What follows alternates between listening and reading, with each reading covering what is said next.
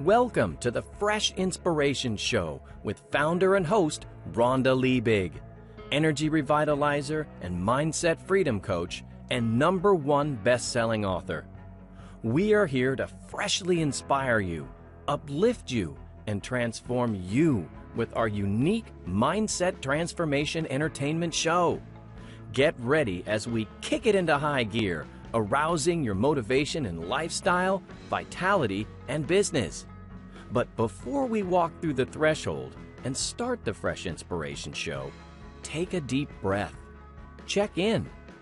What is your level of belief in you to conquer this new world? And then do yourself a favor. Before you exit our show, ask yourself, what is your level of transformation? Because we know if you believe it, you can achieve it. And that's why the biggest, best, and boldest inspirers are here for you right now. Buckle up. Yeah, you've got this. Fresh inspiration. Fresh inspiration. Fresh inspiration. Fresh inspiration. And I love the group of people you brought together here, Rhonda, to talk about this transformation. And the fact that it's the Fresh Inspiration Show seems so appropriate because we are multidimensional people. We're not only physical bodies, and we aren't only a calendar. You know, that these things really impact us. We're not just our energy. We're not just our health. We're not just our sexuality, but we are all these things together. And what I think about when I look at this is it's almost like looking at ourselves through different windows. We can see, for example, Susan's work that I'm looking forward to hearing about productivity, which when I think about that, I think about like, how do I use this limited resource that I have, which is my time?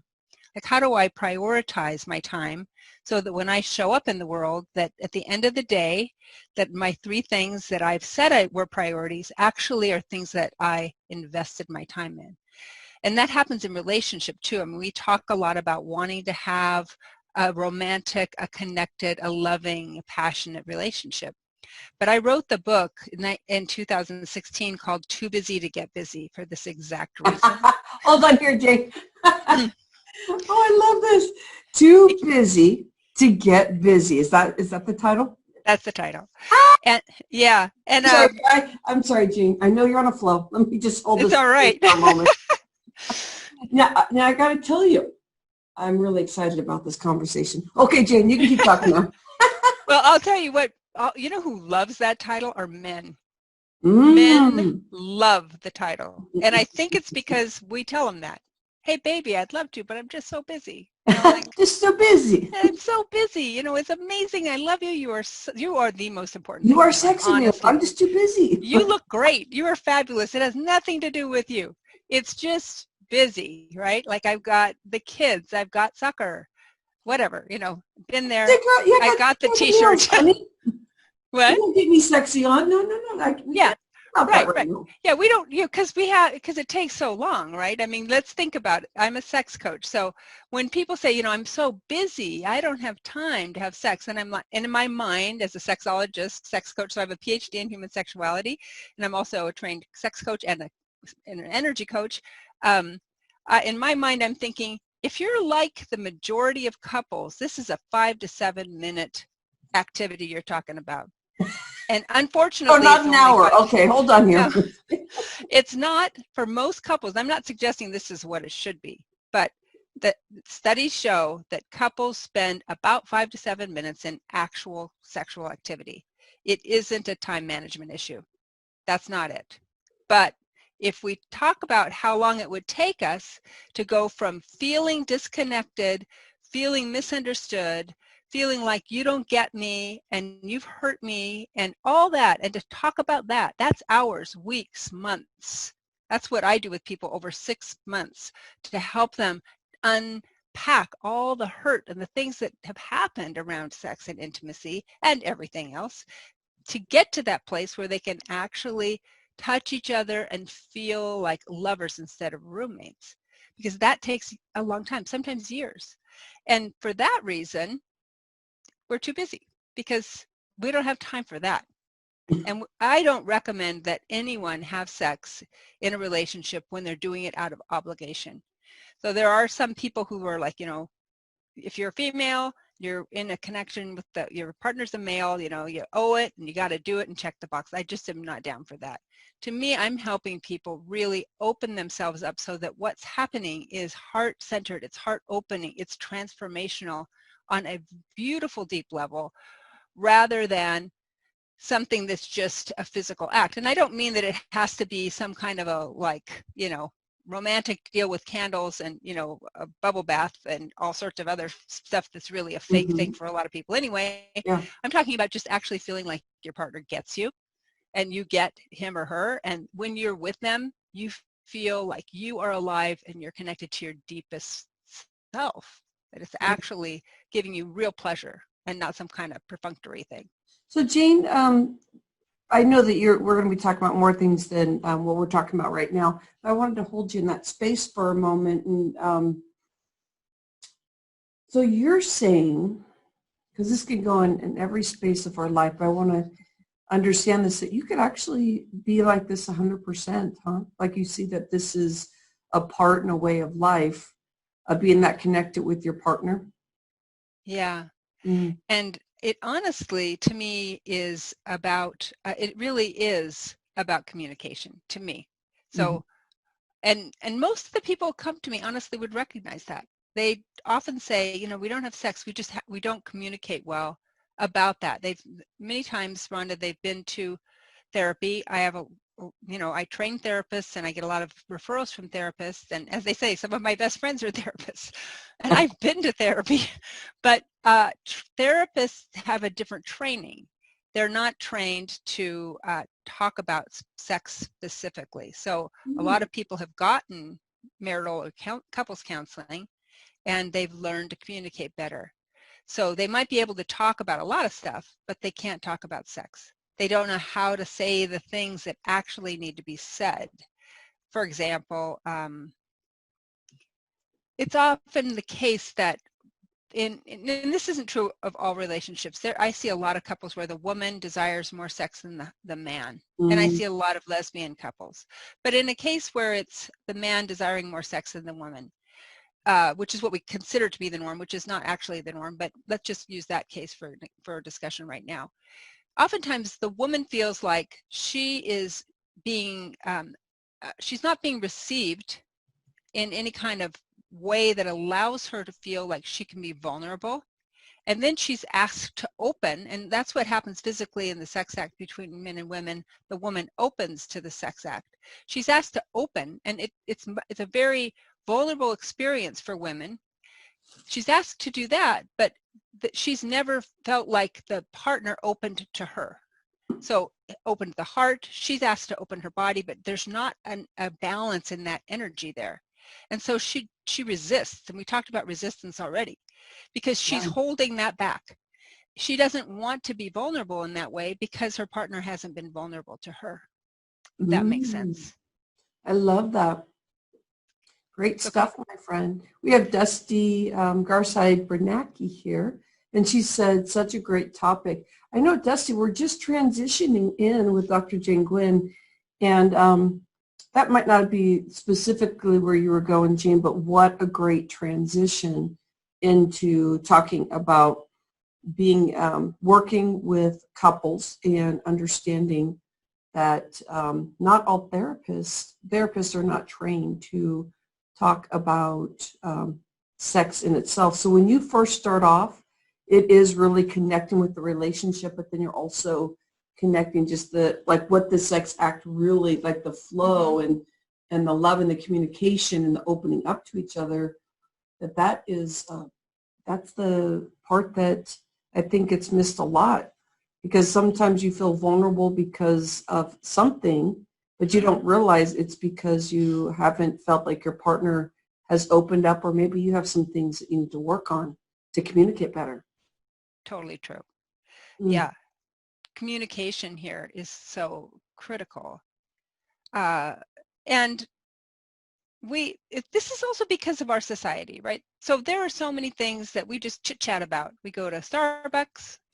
Tracie was talking about Starbucks earlier, and maybe we talk about sex. Not so often, very seldom do we. But we probably talk about our mother-in-law, and we talk about the fact that our son doesn't like online learning or isn't doing his homework, and we talk about finances perhaps to an extent, and like having conflicts about the budget, whatever. But we don't necessarily talk about oral sex in the way that that's working in our relationship, very private, right? We don't talk about the fact that we feel intimidated or uncomfortable about our body. We don't talk about things that have to do with actual sex acts. It's considered inappropriate for most of us. So one of the things that happens is because we don't have these conversations, they are stuck just between us, like just between you and your husband. And that's the only place you have to talk about it. And then it becomes this repeating problem that is just, when you get into it, it's a chronic problem that just clicks, clicks, clicks every time the same thing. Yeah. And we need a pattern interrupt. So that's where I come in as an intimate communication facilitator. So really, I'm helping people have the conversations that really they could have without me if they felt safer in their container. So the three things that I think we need in a relationship that's a lover relationship, which is what we're supposed to be having in these marriages, is lovers rather than just pals or friends. The three things we need are, in my view, I'd be interested to hear how other people feel about this, but I think we need a compatible worldview. So we don't have to agree on everything, but the way we see the world needs to be compatible, so that that I don't think, that you and I get along in terms of the way we expect to do things, our priorities, etc. I think we need vulnerable communication, the ability to really hear each other at a heart level. And I think we need physical intimacy that works for us. Now, I may be a highly sex person or a low sex person, and you might also be that. And then if we're partners, great. If you consider yourself to be a very sexual person and I consider myself to be a low sex person, that oftentimes isn't working. But the thing that's funny about that is usually what I notice when I work with people like that is, like, let's say I'm a high drive person and you're my partner and you're a low drive person. When I talk to you, the low drive person, when I'm your coach and I talk to you, you often will tell me that you're low drive because you don't like what's going on. You're low drive because the sex you're being offered or the connection you're being offered is actually not sexy to you. So it's not that you're actually low drive, it's that you're low drive in this situation. You've been made to feel inadequate in this situation and like you're not turned on. And so you've given up. It's kind of like you opted out. So we get back to that event and a reaction and outcome. You're given an offer, right, to have sex that is not keen for you. It's not good. You don't want that kind of thing. Yeah. Maybe not even a sex act, maybe just the way that it happens. Maybe it's become boring. Maybe your partner doesn't feel like they are really present with you, and that really matters to you. So you end up having a disconnect. And that's what happens with so many couples. So many couples are just stuck with really sexless marriages. Oftentimes, many of the people I talk to have not had sex for years, literally. Dusty brought out that sometimes when there's medical stuff going on like that, that's what she was talking about also, that feeling. But that's what the issue is. So I could see what you were just saying is that when you may have a low sex drive because of maybe a medical situation, could you speak to that? Because that's a little tricky when, when we're discussing that. Of course. So it's a physical act, right? It's a physical act. And so we do assume, and correctly so, that medical situations influence us as sex partners. So a lot of, I talk to a lot of women who have sexual pain for various reasons, maybe hormonal, maybe something else. I talk to men who have erection problems for various reasons, maybe related to medications, maybe something else. And these things, and there may be other things. There may be issues with your joints. There may be issues with other things with your energy level. Maybe you have chronic fatigue, and the idea of sex is just, it seems impossible. So these things do affect us, but it doesn't mean that there aren't ways to start becoming connected sexually that will allow you to have intimate connection. It might not look exactly the way you think it should look. And that's another thing that I think is really important, is to realize that just like in every other thing, we're co-creating something that works for both people. So it isn't like something you'd see in some kind of sexy Hollywood movie where they've got to be stunt people doing that stuff. I mean, like, where do they get these people? But that's not real, you know. They call it Hollywood for a reason. You know, really, I mean, come on. They have, there's makeup, there's hair, there's like all this stuff. I mean, this is not reality. So when we're talking about two real people touching each other in a way that each person enjoys, it can look like so many different things. And I had a call with a client couple recently where there were some sexual pain issues. One of the things I suggested is, and try this at home, like you can do this even anywhere, right? This is a G-rated deal. Okay, good. Yeah. Like anywhere? What are we talking about here? Anywhere, like anywhere. Well, in my view, anywhere. I live in Oregon, whatever, you know. But so people, some of us are what I call peripheral people. We hold our erotic energy in the hands, the feet, the head, and the neck. That's oftentimes women, not everybody, not all, but a lot of women. And then there's another group that I call core people who hold their erotic energy in the core. So head, neck, chest, groin, usually male, not always.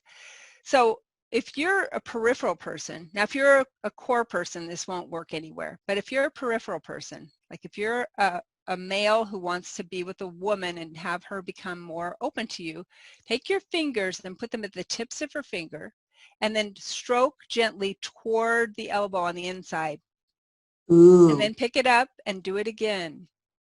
So what you're doing is you're bringing that energy, the erotic energy that's living out in her periphery, in her hands, right? That's the busy hands living out there, and you're bringing it toward the core. You're stroking it in toward the core, like moving it toward the core.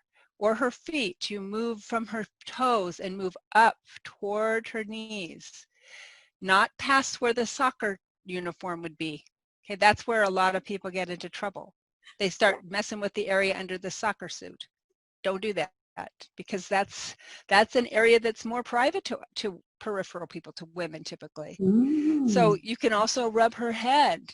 Her head, she likes scalp massage usually.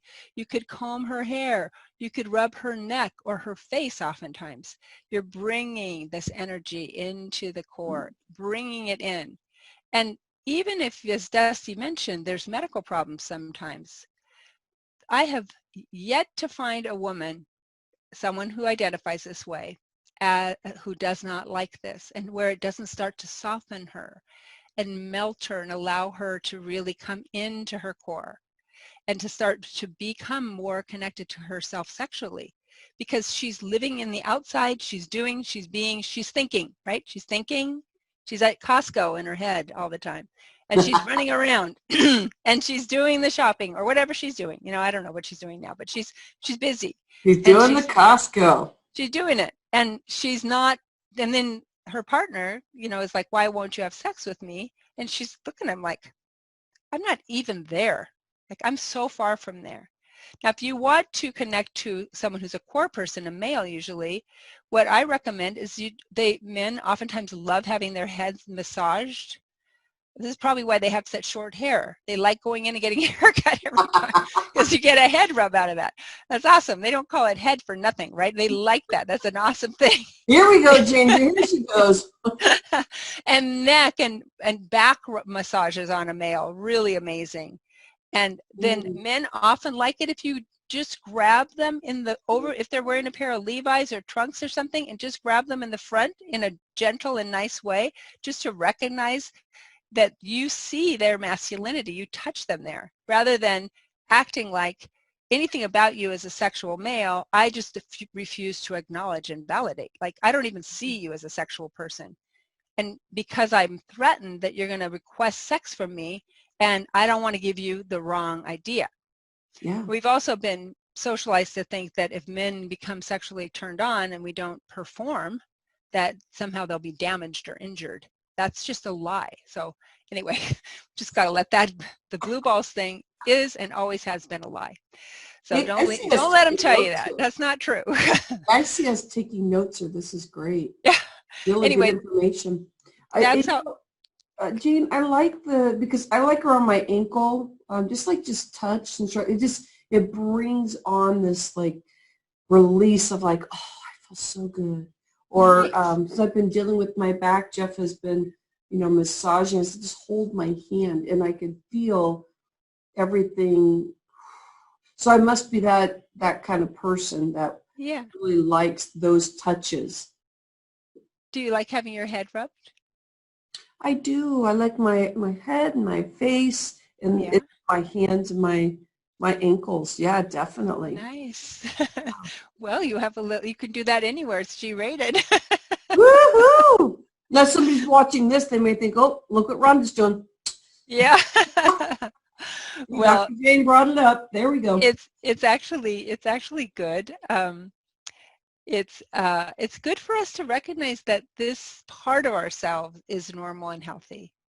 And particularly for those of us who are, socialized as women, because we really didn't get that message that being a sexual person, and if you're a mom, right, for the women who are moms listening, Yeah. it's very challenging to kind of juxtapose, connect this mothering role that we have, the sense of being this good mom, and we've already talked about that quite a bit this morning, with this role of as a sexual woman. We know how to do those things separately.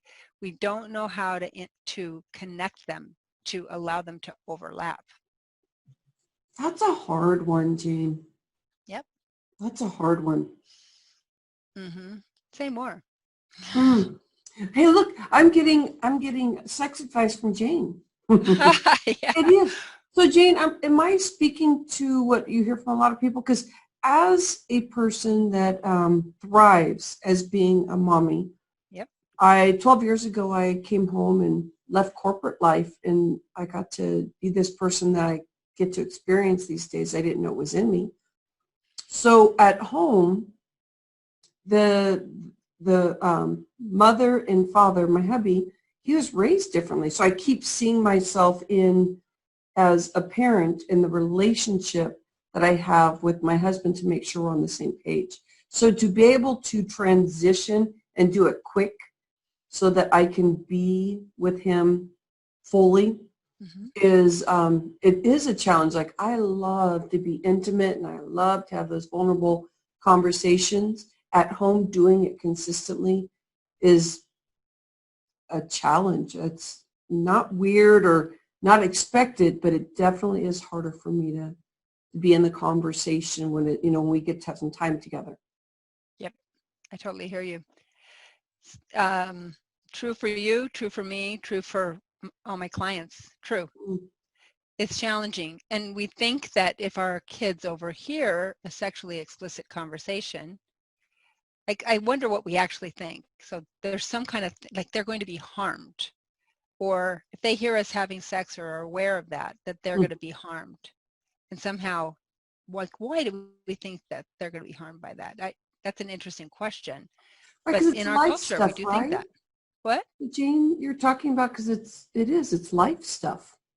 And this is a Yeah. component of living.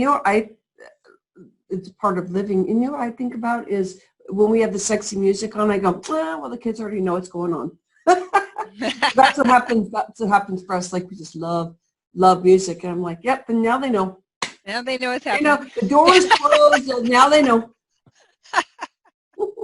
Well, I know what you mean by that too. I mean, it's really challenging because I don't know if I've told you before, but I live in Bend, tiny little town. Excuse me. And we live in a little house in Little Bend. And now we have a lot of people living here. This house is really small, like 2,000 square feet, 6 people. And everybody kind of tucked together. It was built in 1916. one floor, like one of those little houses that the workers had when they were building big houses for the fancy people. And yeah, and my kids have got great hearing, but my husband's kind of hard of hearing. Like he doesn't hear where he has have hearing aids from when he was a hunter as a kid, and like he just doesn't get it that like his voice carries and The whole time you're telling them to shh, shh, shh. oh man, it's really interesting to me because I think that, you know, but it's part of life that we have a loving relationship. We're lovers. So we're lovers living in a house and there's grown kids in here. My one son is 16, one's 23. He has his girlfriend here.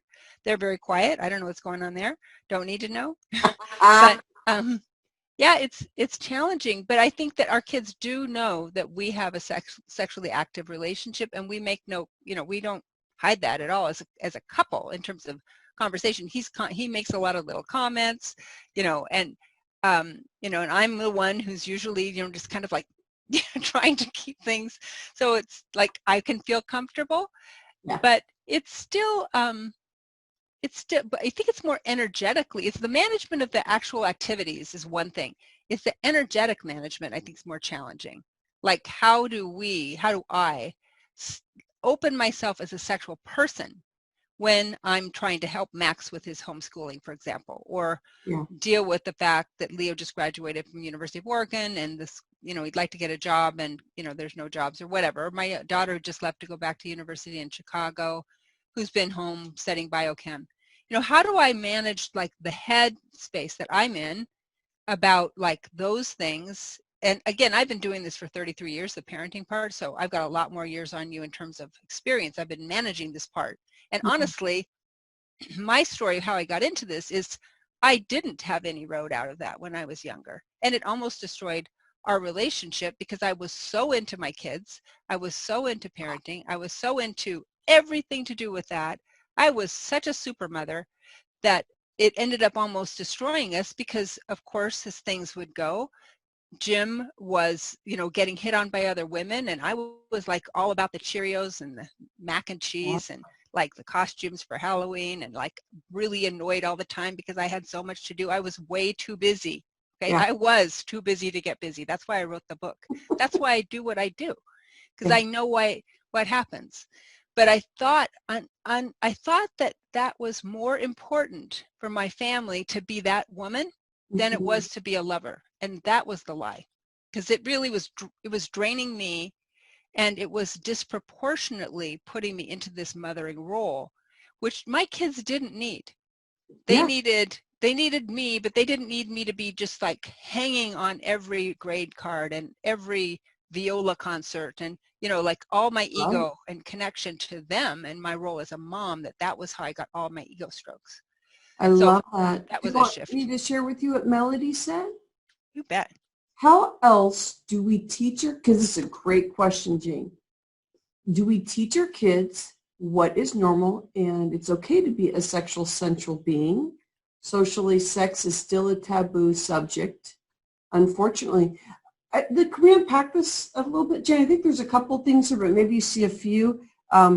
Of course, let me read this again. How else do we teach our kids what is normal, quote unquote? It's okay to be a central being. And then also talking about just in our world, like you are a sex therapist, so I bet there's some things that you can really speak to this about socially, that sex is a taboo. Is that really what's happening right now? Or have we been moving forward on this? I think there's some things to unpack here. You bet. I love those questions. And I do think that between partners, between life partners, that's where we start to change society around the taboo and all of the hidden pieces that lead to sexual abuse and trauma that, excuse me, keep us from having authentic conversations during times when we are assaulted or something else has happened, or we have a sense that something might be happening that isn't appropriate as a young person or a person of any age. When there's a taboo, we don't talk about it because we we don't know how it'll be received and whether we'll be shamed about what has happened in our life. And I think that when we can connect as two people in a relationship about what's happening in our bedroom, and we can actually talk about that, we start to lift the taboo in our families. So I love the question, because that is, in my view, how we start to lift the taboo, is by being sexual people, having conversations that perhaps, maybe somebody overhears us talking about like how we'd like to have a better kissing practice. We'd like, we wish we could kiss differently or more. Like Yeah. if our kid heard that, would that be so damaging to them? They overheard that conversation, like, I wish you kissed me the way you did when we first met each other. Like, why would that be bad? Your kids are probably like, oh, geez, mom and dad, get a room. Get a room. Yeah, right. Well, that's okay though, because they recognize, like, then you and Jeff talk, and they think, like, that's how you work it out. Just like if they come in and you're saying, who's got all these Amazon orders on our account? Like, what was that one from? Or like, what's this thing on our bank account? Like, what's going on? Just the same kinds of conversations we would normally have. Just like our intimate life is just part of life. It's not like something that can only be discussed, like on an annual basis or, rarely.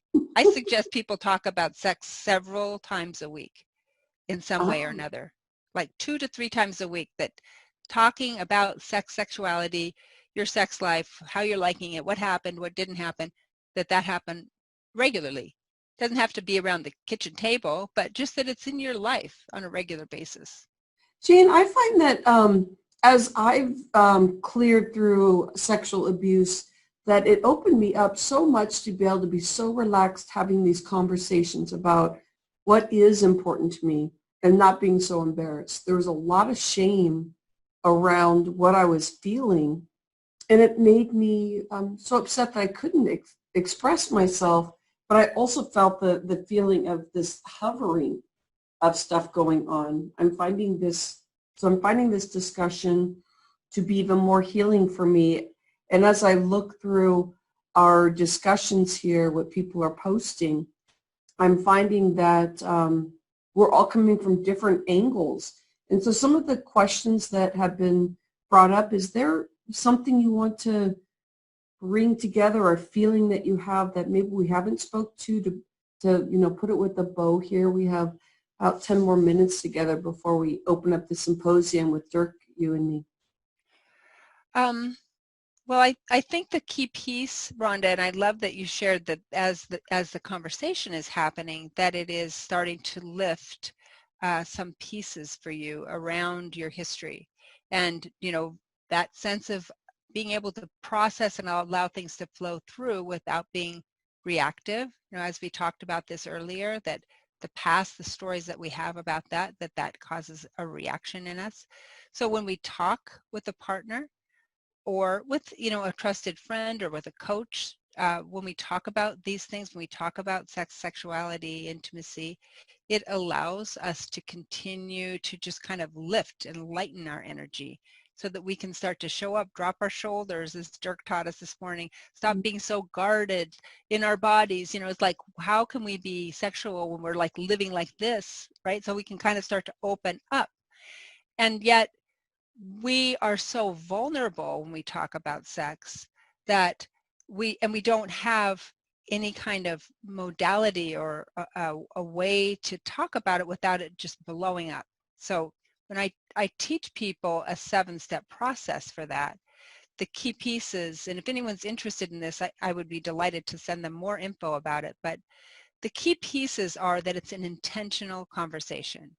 So you don't necessarily just, this happens a lot, like you're on your way, back when people used to go to soccer practice, you're taking the kids to soccer, you get the shin guards and everything in the car, and as you leave the back door, you say to your partner, and by the way, I didn't come last night, just in case you're wondering, or, and by the way, that was some of the worst sex I've ever had, clang, or by the way, we got to work on our sex life, that's not it, right? Don't do that. Instead, set up a time and a place, so you have privacy and you have time, a setting and a schedule, for a conversation that it can be profound and can be deep, make sure you set a purpose for this conversation. Say something like, I want to connect with you. I want to make sure that as we talk about this, that you know I love you, and my intent is that we become better and more connected, more heart open, better sex, better life together. And then you are open and non-judgmental as you listen to each other. And then maybe the key piece is that you listen without interrupting, but critical piece, that when your partner or when you get escalated and you're losing it, you're somehow, you know you're going to say something that is hurtful or mean, or your partner has said something that's hurtful or mean, that you do a timeout. So you say, I'm not going to interrupt you, but when it goes off the rails like that, we're going to stop and we will come back to it another time, because it can be a very challenging topic to talk about.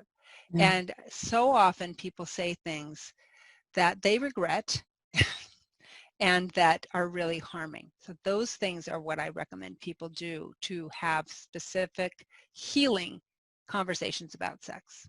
I love that. Thank you, my friend. Melody added in, growing up, I observed wonderful exchange between my grandparents, very sassy and sweet. My grandpa would pass my grandma in the kitchen, brush her butt, and whisper how cute she was. They were adorable, so grateful for the example, married 65 years. Nice. Sherry Breyer said, such interesting conversations, hard to tear myself away, but I have to teach my class. We'll join later. Sherry Breyer is a really, a person that really enjoys these inspiration-a-thons. Nice. Jane, and then Tracie, I want to make sure that I bring you back too. I didn't get an opportunity to have you share how people can connect with you. So I definitely want you to also get in the comments and share with people how they can connect with you. But let me get to Jane. Jane, where is it? Because now we know that you have Too Busy to Get Busy. Is that right? That's the name of the book, yeah. Name of the book. How can people connect with you? You have some very strong points here that help people with having dysfunction based on health. Maybe there's things there that you already see insight that you want to help with, people like that, or people that are dealing with some type of abuse in their background and they're learning to heal that, learning about conversation. Where do you want to have them go so they can keep that conversation going with you, or maybe some time with you? Sure. So my website is howtofixmysexlife.com. Howtofixmysexlife.com. And my name is Jane Gwynn. It's spelled G-U-Y-N. You can connect with me on Facebook at Dr. Jane Gwynn on Facebook, or it's best just hit me up at howtofixmysexlife.com. You can get the opt-in there, and I have a very minimal email list in terms of hitting you up, don't worry. But my opt-in is the 5 steps to the perfect kiss. So if you want to figure out how to be a better kisser. I love that. So make sure that you also type that in, Jane, as you've been active this morning with Sure. too. We have a couple more minutes here. Is there something else that you wanted to share before we transition into the symposium style? Sure. The other thing that I would like people to do is to think about nonviolent communication. And people have talked about communication and, earlier, I think this is such a great amalgam group of people who are connecting. But the nonviolent communication technique that I like to teach people is to say something like this. You can even use this as a template, right? So when you, say I'm talking to Jim, my husband, when you said something, I felt something. So fill in the blank. When you, and then fill in the blank what they do. When you tell me something, I feel or felt something. I felt jealous, I felt mad, I felt hurt. When you said that I wasn't good at something, I felt hurt. The story I'm telling myself is, this comes back to the work by Byron Katie that Tracie is thinking about nodding. The story I'm telling myself is that you don't care about my feelings, or whatever the story is that you're telling yourself. Is that true? So instead of just saying, you hurt my feelings, if I say, when you did this. I felt this. The story I'm telling myself is this. Is that true? That's nonviolent communication. When we use that in our experience with our partner, it gets to the root. It gets down underneath the story, our feelings, and what we assume was being done by our partner, and can really make a difference to our sex life. I'll write this in the chat box too. You know what? Tracie was nodding yes, and I was too. That was a very, very good example. Others can't hurt our feelings unless we choose to allow our feelings to be hurt. So Tracie Root said, that's a hard one to unpack too.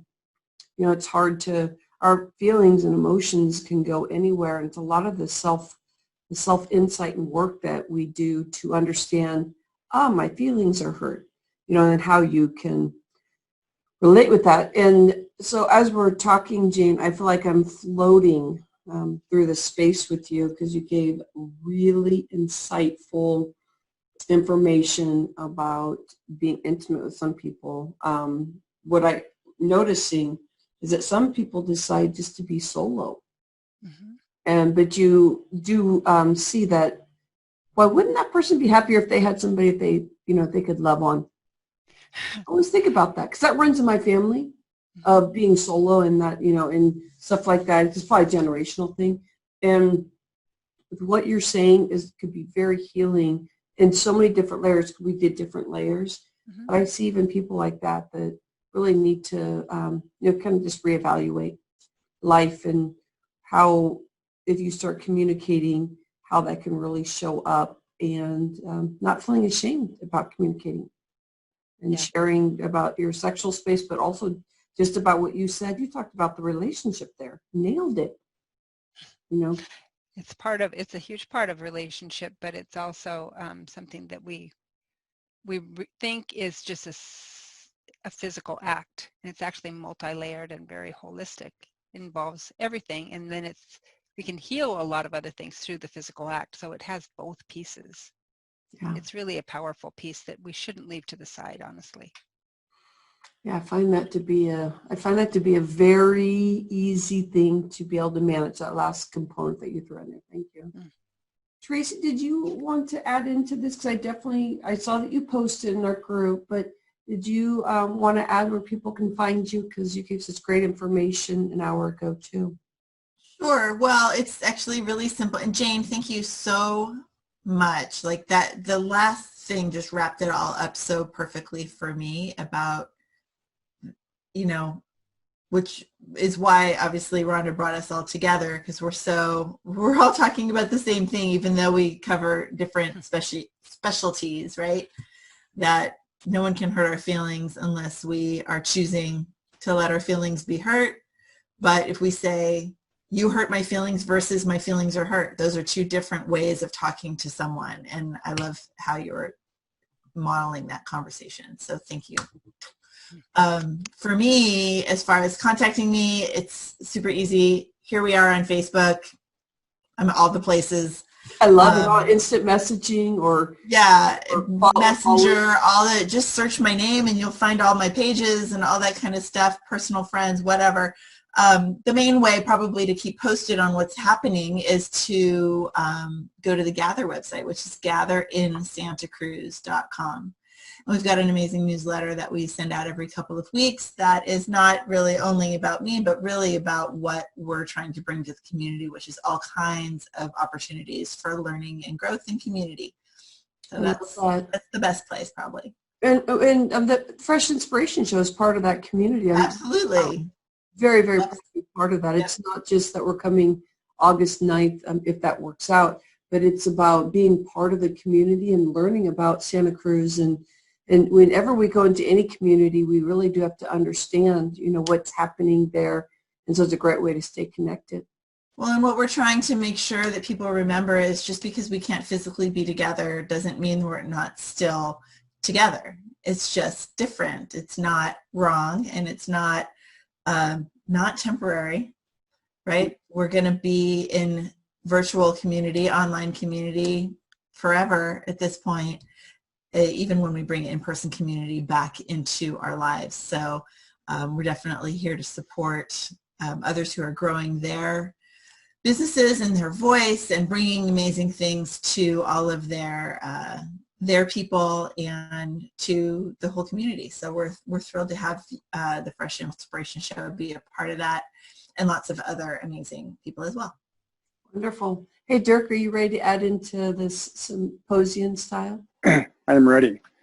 I'm amazed by, like we've been talking about, how all these conversations overlap. And Jane, I wrote down, I called it the setup for communication with my partner, because my partner and I have been married, my husband and I have been married for about 5 years. And just recently, I think the whole COVID thing, there's been a little bit of a dry spell. So a lot of what you're talking about, I'm like, oh, this is awesome. This is great. And also you're touching on some things that Rhonda and I've talked about as well, is healing some of our past abuse, or shifting my relationship, choosing to shift my relationship with my past abuse, and the story that I created around that. And the shame I had about myself and my body because of that. And I'm happy to report that that's all shifting. But I love this information. This is huge. I find it to be delicious. Delicious. Delicious. You know, when you're with an expert, when it just feels like, oh, I mean, the way, Jane, that you're unpacking things is, it's not in your face. It seems very easy to follow. And that's when you know you're in a true expert space, is you don't feel like, okay, we're talking about sex, we're talking about this or that. I don't like to talk about that stuff, because I know, I think it was Debbie was talking about, like, culturally, it could be seen as some taboo subject. And that's what I love about the show and doing this, is that, gosh, it's so normal. It's like breathing, and our souls and spirit need it. It's part of the component that, Dirk is going to be talking at the top of the hour. That's one of the components too. And one thing you talked about, Jane, too, that I didn't realize until you were speaking it, about the touch and certain parts of the body that touch and we react differently. I know for me, as a man, a lot of the things you mentioned, it holds true. But when I was touched around my core, my stomach, I would flinch. I would tighten up, because that was part of the connection with the abuse for me. Yeah. Mm-hmm. Right. So it took me a while to breathe through that and work through that. Yeah. That's really powerful to notice that in yourself, and to just kind of get that, what is that imprint of our lives? Then how's that showing up now? And how does that change what we want now? And how can we speak that truth? And I used to put judgment to that. Mm-hmm. Like, why am I doing that? And shut down, and almost, I think we talked about it, like my needs didn't matter. Yeah. Right? I'm feeling like that, but it's stuck here. Yeah.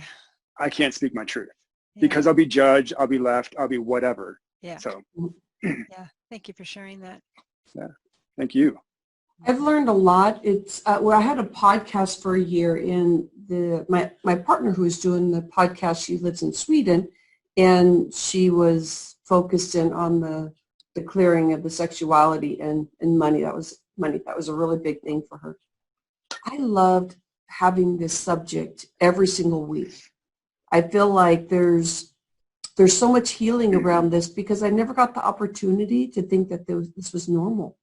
Yeah. I mean, I've always loved my intimacy with my husband. I feel like we are soulmates because I feel like such a deep connection. It doesn't mean that sex and intimate times is always going to be perfect. So it doesn't matter what angle you're coming in this discussion today, or how far you healed. I believe that when we're 80, 90, if we're still on this earth, we're going to have fabulous conversation, because it's on any kind of self-healing situation. The other thing to know, excuse me, Dirk. Yeah, go for it. I was just going to say that sex experts say that 10 to 15% of all sexual acts are either disappointing or in some way dysfunctional. So just to normalize the fact that not only is it not Hollywood, it's just that things happen. And the key piece there to me is decrease your expectations about what good enough looks like, and just to allow sex and sexual connection to be playful and pleasurable and fun, and don't put a lot of expectations about performance in any way on you or your partner. Great advice. I love that. I think we got to everybody. Debbie, there was one thing that you posted. I didn't get an opportunity to grab it. I don't know how to grab it in the feed, but if you want to add in some more there, we have quite a few people here. Melody said, thank you all. This is so important to shine a light on. And Melody, I just put a thank you to the others that added. You added some great stuff there too. Thank you for being vulnerable. It is so invulnerable, meaning open, authentic. Can I speak to that real quick? Yeah. Rhonda? Because one of the things that Jane was talking about is, I think it's, if I wrote it down correctly, Jane, correct me if I'm wrong, vulnerable communication. And that's where I didn't allow myself to go, is to be vulnerable around my communication with sex, with my partner, and with my needs. Mm-hmm. So. Yeah, really important. Because if you have physical connection, even if you call it intimacy, if you have sex, but you aren't communicating vulnerably, there's always something left behind. Yeah. Because it can even be more lonely when you're sexually active, but you don't feel like you're communicating vulnerably. You can finish a sexual experience and actually feel more distant than you did before you started. I felt that before. Yep. Yeah, so that really speaks to the relationship at that point.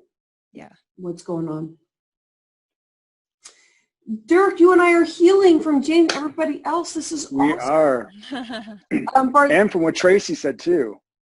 Yeah, Bartender said, quite satisfying conversation. Bartender, I love you being part of these conversations. Thank you.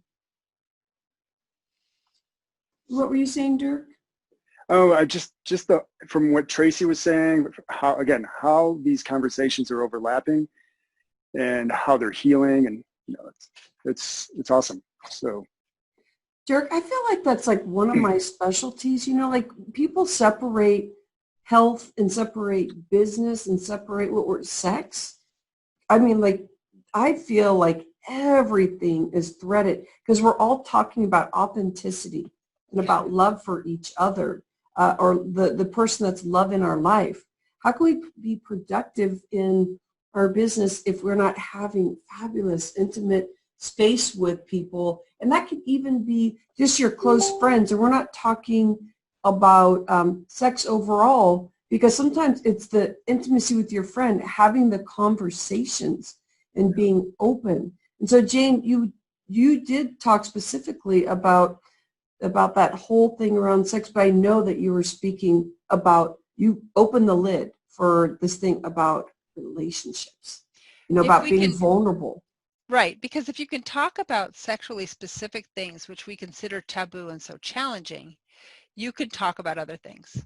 It's really a place to build, to work out, kind of like Dirk teaches us to work our bodies. It's almost like we're working out with our communication ability. And then when we get out into another relationship, we've got the skills and we can use those. It's like easy lifting, then it's like an easy day. It's not leg day, it's like an easy day. You're just going to have a conversation about your feelings. You're going to share something, but it's not that vulnerability that comes from real nakedness with your partner. Well, and Jane, what you said too about setting up the time, I have been guilty of this, where I would make comments on the run, right? Yeah. Like, we should have sex more. Gotta go. Okay, Yeah. All right, and? Yeah. So. Right. You're not alone. That's the thing. Melody said, I got lucky and had a partner in my 30s. He made it safe for me to ask what I needed, and it was life-changing. Oh. Dusty said to Melody, told daughter at early age it's okay and natural to self-pleasure, and that is private. When she's older, she may want a partner, and we'd like to talk several times before then. Oh, yeah. I mean, that's fantastic. Right. Absolutely. Yeah, wonderful stuff. Thank you, Jane. Thank you, Jane. Betcha. Fresh